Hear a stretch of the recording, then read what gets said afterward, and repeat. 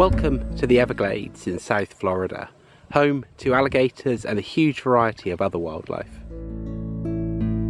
The Everglades is predominantly a tropical wetland area consisting of marshes, slow-moving wide grassy rivers called sloughs, mangrove forests, shallow lakes and the margins of Florida Bay.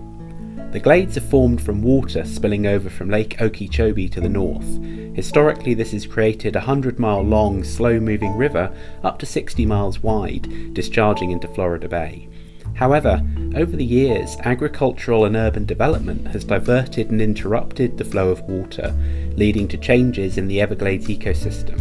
There are a number of projects currently underway to restore parts of the Everglades, including replacing parts of a highway that runs along the north side of the national park with a series of elevated bridges to enable sheet flow water to once again enter the park.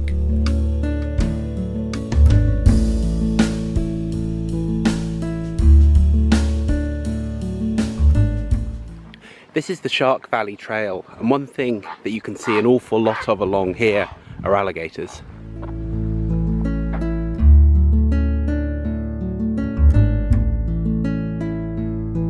The American alligator is common in many of the freshwater areas of the park, although in the dry winter season, lower water levels in some area of the park force them to congregate in areas of deeper water, such as the canal that runs alongside the Shark Valley Trail. They also create their own ponds, known as gator holes, by using their bodies to carve out depressions in the soil. Their diet is varied, eating just about any other creature they can fit in their mouths, with fish, reptiles and small mammals being commonly consumed. Only a few decades ago, the American alligator was an endangered species, largely due to excessive hunting, but now the population is thriving and limited hunting is once again permitted. These young gators still have yellow camouflage bands on their bodies, which will disappear as they grow, and they're still under the watchful eye of their mother, who is lurking nearby.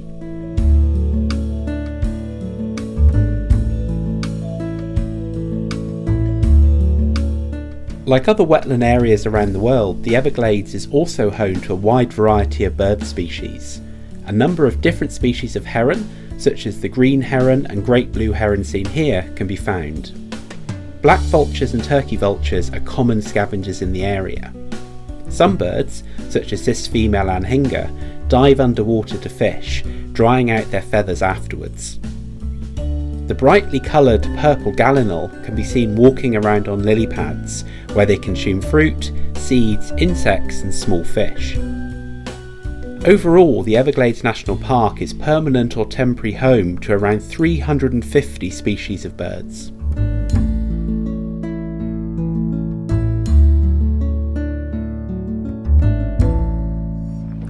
This is a hammock, an island within the river of grass.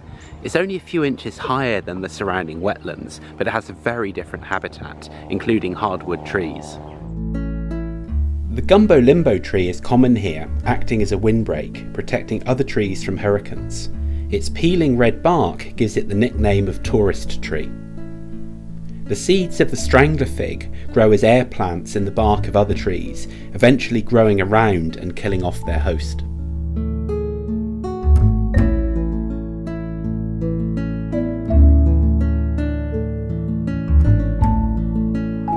And this is the pine forest on Rock Ridge. The ridge runs down South Florida's east coast through Miami, where it's about 20 feet above sea level, down to about 1 to 1.5 feet here in the park. This provides yet another different type of habitat.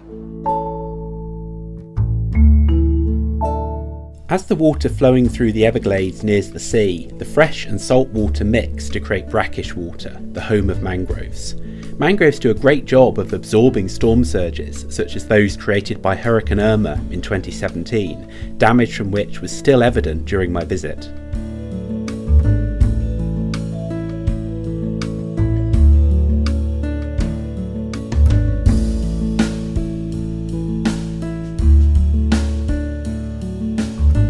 Eventually, the water that started in rivers that fed Lake Okeechobee and flowed through the Everglades finds its way to Florida Bay, which is, in effect, a shallow estuary leading out into the Gulf of Mexico.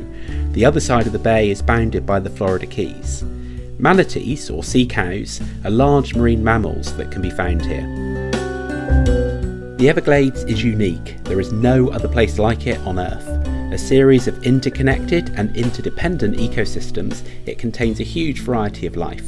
The area is designated as a World Heritage Site, International Biosphere Reserve, a wetland of international importance, and a specially protected area.